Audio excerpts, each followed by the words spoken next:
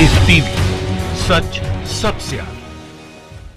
बातचीत जो चल रही है अभी, आज क्या रिजल्ट निकला? देखिए, आज जो सबसे अहम इवेंट रहा है आज की बातचीत का, वो ये रहा है कि सुप्रीम कोर्ट के जो लॉयर्स हैं, स्टीम्ड हमारे इंटरलोक्यूटर्स, उनसे हमने कहा कि दिल्ली पुलिस ने रोड्स ब्लॉक किए हुए हैं। हमने सिर्फ एक पैच ऑफ रोड ब्लॉक किया है और ज़्यादातर रोड्स दिल्ली पुलिस ने ब्लॉक किए हुए हैं, जिसकी वजह से लोगों को ट्रैफिक जाम का सामना करना पड़ रहा है। तो वो लोग देखने गए, तो पुलिस ने आज ये भी किया है, बहुत इंटरेस्टिंग एक डेवलपमेंट ये है कि जो रोड्स बैरिकेडेड थे, जहाँ से गाड़ियाँ नहीं निकल रही थी, तो जब सुप्रीम कोर्ट के लॉयर्स वहाँ गए देखने के लिए, तो उन्होंने उस रास्ते को खोल दिया और वहाँ से ट्रैफिक मूव करने लगा है। जो ये हमारी सरकार है, ये हमारे देश को आगे बढ़ाने के बजाय पीछे लेकर जा रही है। 70 साल पहले हम आज़ादी के लिए लड़ रहे थे और हम जाने दे रहे थे, और कितनी लाखों लोगों ने जान देकर ये आज़ादी कमाई है। और आज हमारी सरकार हमें वापस 70 साल पीछे लेकर चली गई है कि हम फिर आज़ादी के लिए अपने घरों को छोड़कर बाहर आ गए। तो ये हमें समझना है कि अगर कोई हमें पीछे लेकर जा रहा है, तो जाहिर सी बात है वो एजुकेशन के ख़िलाफ़ होगा। जब ये सरकार स्टूडेंट्स पे अटैक करती है, तो सिर्फ अटैक स्टूडेंट्स पे नहीं होता है, ये एजुकेशन पे अटैक होता है, ये क्वेश्चन करने वाली सोच पे अटैक होता है, ये क्रिटिकल थिंकिंग पर अटैक होता है। अगर ये सरकार छात्रों पे जो है हमला कर रही है और बर्बरता जिस तरह हम रोज़ देखते हैं, रोज़ाना जामिया के बच्चे पिट रहे हैं, वो JNU के बच्चे हों, वो AMU के बच्चे हों, IIT के बच्चे हों, वो एम्स की तरफ से ये आता है स्टेटमेंट के डॉक्टर्स को जो है अलाउड नहीं है प्रोटेस्ट करना। तो ये नई हम लॉज देख रहे हैं, नई हम एक तानाशाही देख रहे हैं। पुलिस की बर्बरता की बात यह है कि जो भी आज के दिन में सरकार के ख़िलाफ़, उसकी नीतियों के ख़िलाफ़ आवाज़ उठा रहा है, उसको बहुत ब्रूटल सप्रेशन का सामना करना पड़ रहा है। पुलिस किसी लॉ के अंदर आती है, लेकिन प्रैक्टिकली ऑन ग्राउंड हम ये देख रहे हैं कि पुलिस के लिए कोई लॉ नहीं है। पुलिस जिस तरह चाह रही है प्रोटेस्टर्स को, उस तरह डील कर रही है, और अक्सर वो डीलिंग जो है that is very brutal and that is unacceptable in a democracy. अगर स्टूडेंट्स प्रोटेस्ट कर रहे हैं तो they have a right to protest. आप उन्हें प्रोटेस्ट नहीं करने दे रहे हैं, क्यों? आप क्यों डरते हैं इतना?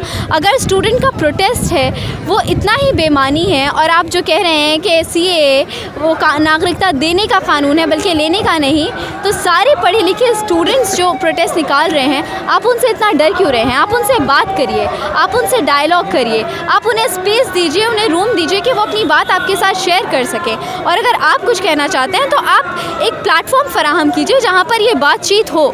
सिर्फ रैलीज़ में जाकर स्टेटमेंट्स देने से लोगों में, अगर आप कहते हैं कि डर है, तो ये डर लोगों का नहीं जाएगा। आपको एक सब्सटैंशियल कंस्ट्रक्टिव डायलॉग करना पड़ेगा लोगों के साथ, और ये लोग हमारे देश के युवा हैं। आपको युवाओं को सीरियसली लेना पड़ेगा, क्योंकि युवा देश का फ्यूचर होता है। आप सिर्फ रूलिंग पावर हैं, असल पावर जनता की पावर होती है, असल पावर यहाँ के यूथ है। उस यूथ की आवाज़ को आपको सुनना चाहिए, और अगर आप नहीं सुनते हैं तो ये दिखाता है कि आप डरते हैं यूथ की आवाज़ से, और आप कॉन्स्टिट्यूशनैलिटी में और डेमोक्रेसी में ख़ुद बिलीव नहीं करते। जिस तरीके से मुस्लिम महिलाओं को कहा जाता है कि पढ़ती लिखती नहीं है, लेकिन आप लोगों की जो बात की समाज में, आज पूरा भारत के साथ पूरे विश्व में आप लोगों की बात कहते हैं, क्या कहेंगे मुस्लिम समाज के बारे में?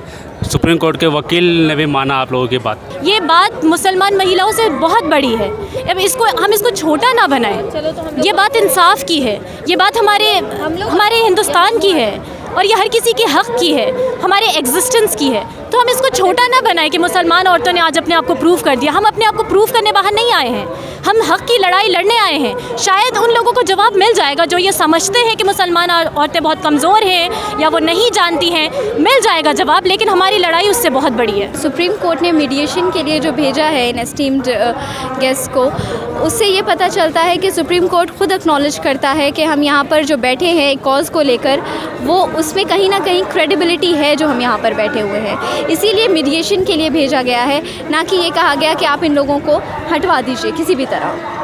तो ये बात खुद साबित करती है कि हमारा जो कॉज़ है वो हम किसी क्रेडिबल चीज़ के लिए यहाँ पर बैठे हुए हैं। दादियों ने पहले जो ये कहा था कि वो चाहते हैं कि इसका कुछ ऐसा सल्यूशन निकाला जाए कि वो यहाँ पर बैठे रहें और लोगों का इनकन्वीनियंस भी ख़त्म हो जाए, और उसका ज़रिया ये है कि पुलिस ने जो रोड्स बैरिकेड किए हुए थे वो खोल दिए जाएँ। मोदी सरकार कहते हैं गुजरात मॉडल है, वहाँ पर जिस तरीके से एक बाबा ने भी कहा है कि जब मासिक चेक आता है तो लड़कियां जो खाना बनाती हैं या फिर वो किसी को खिलाती हैं, तो मतलब बहुत क्या कहना चाहिए? ये बहुत ही इग्नोरेंट और बहुत ही एक बैकवर्ड स्पेस से आने वाली मेंटालिटी है जो ये लोग आगे रख रहे हैं। और ये इस चीज़ से बस हमें बहुत डिसअपॉइंटमेंट होता है कि हमारी कंट्री में ऐसी आवाज़ें जो इतनी पिछड़ी हुई सोच रखती हैं, उनको इतनी पावर मिल गई कि वो आज आकर लोगों के सामने अपने दखियानूसी ख्याल रख सकें। तो ये बहुत हमें डिसअपॉइंट करती है बात, और हम उम्मीद करते हैं कि देश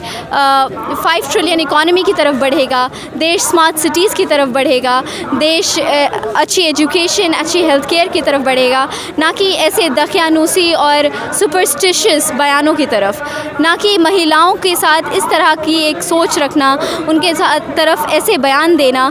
ये बहुत ही डिसरिस्पेक्टफुल है औरतों के लिए। हमारे यहाँ औरत को बहुत रिस्पेक्ट दिया जाता है। इंडियन सोसाइटी में औरत का एक बहुत ही बाइज़्ज़त मकाम है।